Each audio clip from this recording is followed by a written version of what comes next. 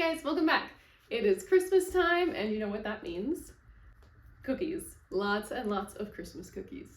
Christmas cookies are probably one of my favorite traditions. I love having some friends come over and letting the kids just go wild, baking and decorating and making a huge mess. But that means I end up spending an entire day cleaning, so I don't have an entire day to spend making 15 different kinds of Christmas cookies. So instead, I spent, 3 partial days figuring out how to get 5 different cookies from one batch of dough. You're welcome. Everything I do is for you. So let's jump in and make some cookies.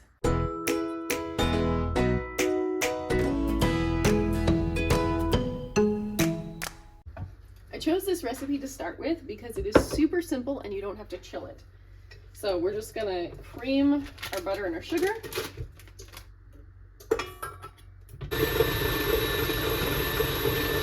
Until it's nice and fluffy. Add egg, vanilla, and almond extract. Give it a scrape. And then we'll slowly add our dry ingredients, which are just flour, salt, and baking powder. And we have a dough. Now I will say, if you don't have a stand mixer, just make sure that your butter is nice and soft before you start so that it gets fully mixed in and you're not ending up with clumps of butter and the rest of it being super dry. Now, if you make one full batch of this dough, you end up with about 2 pounds of dough. You're going to divide that into 4 pieces and you should have about 8 ounces of each type of dough.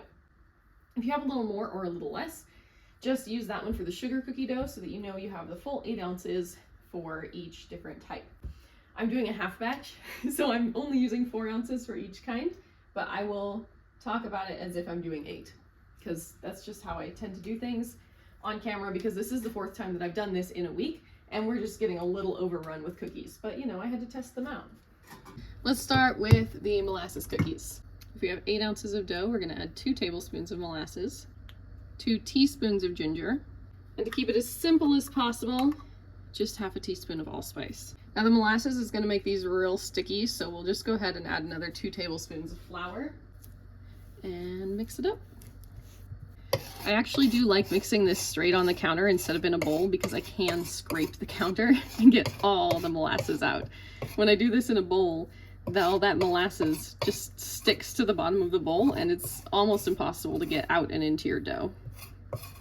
Once we get this totally mixed in, I'm going to divide it in half again so I can make ginger snaps, the ones rolled in sugar, and rolled out gingerbread cookies. Now remember, I'm doing a half batch, so you'll actually get twice as much as you're seeing here. So, roll them out to be like that thick, cookie thick. I don't know how big that is. People always talk about like however many millimeters. Like, I'm not gonna measure millimeters. I'm gonna make it cookie thick as opposed to, biscuit thick.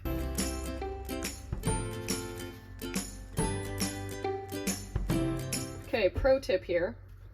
If you do your cutout cookies first, whatever little scraps you have, just go straight into your ginger snaps. Ginger snaps, of course, easy peasy. We're just rolling balls of dough in sugar. The most important thing to remember about this whole thing with the other types of cookies is that this is a sugar cookie dough designed not to spread. So if I bake it like this, it's gonna bake like this. So I'm just gonna smash all my cookies down and make sure that they are about the size that I want them to bake at. Type number 2. I honestly don't know if the chocolate or the gingerbread are my favorite. I just can't choose. It's like I need a spicy chocolate or a chocolate covered gingerbread man. I don't know.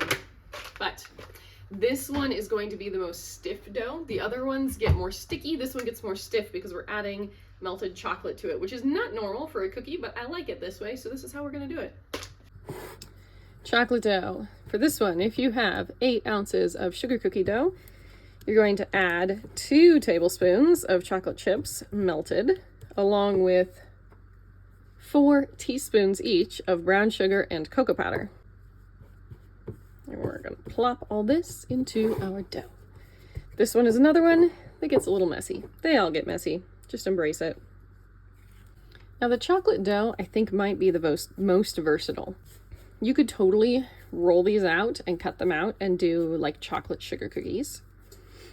I have done double chocolate with regular chocolate chips. I have added white chocolate chips. I've added pecans, which is my favorite.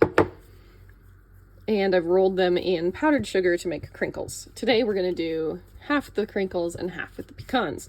But just know that you can basically add anything into this and it's a chocolate cookie. Like, it's always gonna be good. So again, different ways to do this. You could just press a pecan in the top, which is what I did when I was making them with the kids.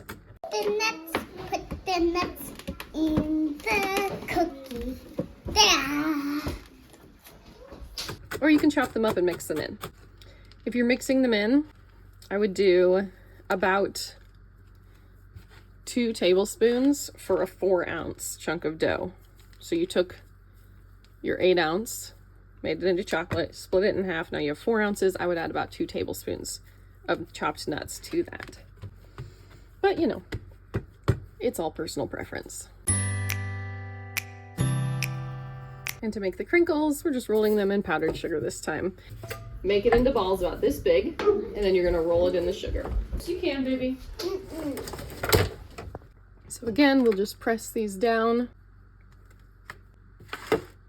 Beautiful. Dough variation number 3. And we're just gonna add peanut butter to it. That's it.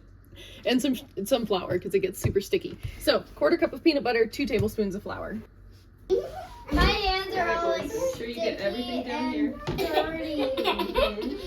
Riley keeps telling me it's too buttery. It's too buttery. And I'm like, girl, you don't know what you're talking about. She's not a fan of things being sticky on her fingers though.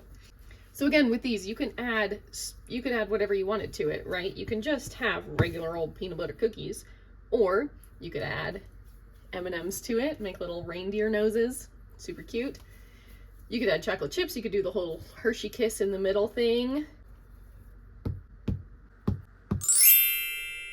Okay, all these are going in the oven at 350 for 13 minutes. I'll put the rolled out cookies in next for a little bit less time.